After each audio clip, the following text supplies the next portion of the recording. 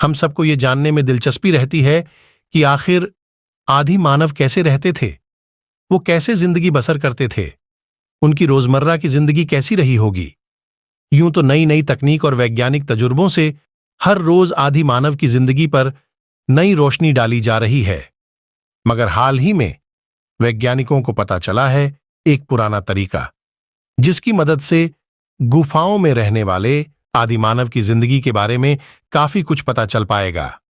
Africa में कई ऐसी गुफाएं हैं जिनके भीतर पाषाण युग या स्टोन एज के इंसानों की रिहाइश के सबूत मिलते हैं। मगर दिलचस्प बात यह है कि आदि मानव के ये निशान किसी नई तकनीक की मदद से नहीं खोजे गए, न ही वैज्ञानिकों ने इसके लिए मेहनत की। असल में नामीबिया की गुफा में आदि मानव के पैरों के ये निशान वहां के 3 आदिवासियों ने खोज निकाले हैं। ये प्रोफेशनल ट्रैकर नामीबिया के एक आदिवासी समुदाय से ताल्लुक रखते हैं। जर्मनी के निएंडरथल म्यूजियम के आंद्रे पास्टूर्स को नई तकनीक की मदद से आदि मानव के निशान खोजने में महारत हासिल है, लेकिन उन्हें यह भी पता है कि जैसे जानवरों के पग मार्क से उनके बारे में पता लगाया जा सकता है, ठीक वैसे ही आदि मानव के पैरों के निशान की मदद से उनके बारे में जानकारी जुटाई जा सकती है। अफ्रीका में ऐसे कई आदिवासी कबीले हैं जिनके सदस्य आदि मानव के पैरों के निशान खोज निकालते हैं। फ्रांस की पेकमर्ल गुफा को ही लीजिए, इसके अंदर वैज्ञानिकों ने आदि मानव के पैरों के कई निशान खोजे हैं, मगर नामीबिया के कबीले के 3 ट्रैकर जैसे ही गुफा में पहुंचे, उन्होंने आदि मानव के पैरों के कई निशान वैज्ञानिकों को बताए जो वैज्ञानिक नहीं देख पाए थे।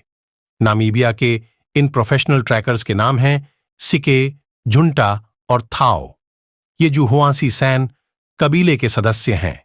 इन तीनों ट्रैकर्स ने यह भी बताया कि पेकमर्ल गुफा में 5 इंसानों के पांव के निशान थे, जबकि पहले वैज्ञानिकों को लगता था कि गुफा में सिर्फ 2 आदि मानव रहे थे।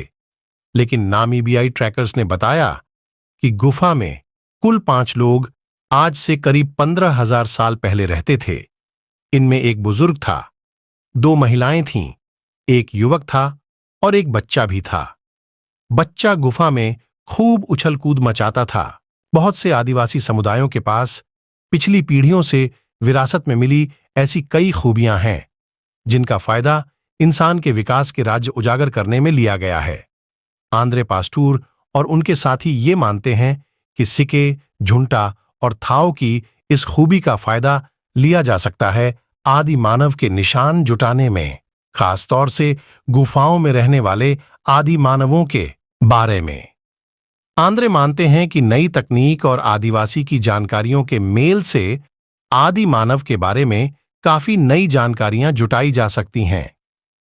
ब्रिटिशल म्यूजियम के निकोलस एश्टन उस टीम के सदस्य हैं जिसने ब्रिटेन के हैपिसबर्ग इलाके में आदि मानवों के निशानों को खोजा था। एश्टन भी मानते हैं कि नई तकनीक का पुरानी जानकारी से मेल होना चाहिए। एश्टन कहते हैं कि आज तकनीक और आदिवासी जानकारियों को जोड़ दें तो कई नई चीजें मालूम हो सकती हैं। जिस तरह जुहुआसी सैन आदिवासियों ने पेकमर्ले गुफा में आदि मानव के पैरों के निशान खोजकर वैज्ञानिकों को चौंका दिया।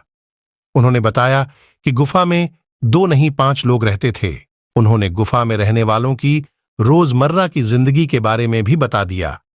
हालांकि एश्टन को लगता है कि जुहुआसी सैन आदिवासियों के लिए ब्रिटेन की हैपिसबर्ग गुफाओं के बारे में शायद वो कुछ ज्यादा न बता पाएं, क्योंकि हैपिसबर्ग में इंसानों की अलग नस्ल के निशान मिले हैं। हमें तय करना होगा कि इन आदिवासी ट्रैकर्स पर कितना भरोसा किया जा सकता है।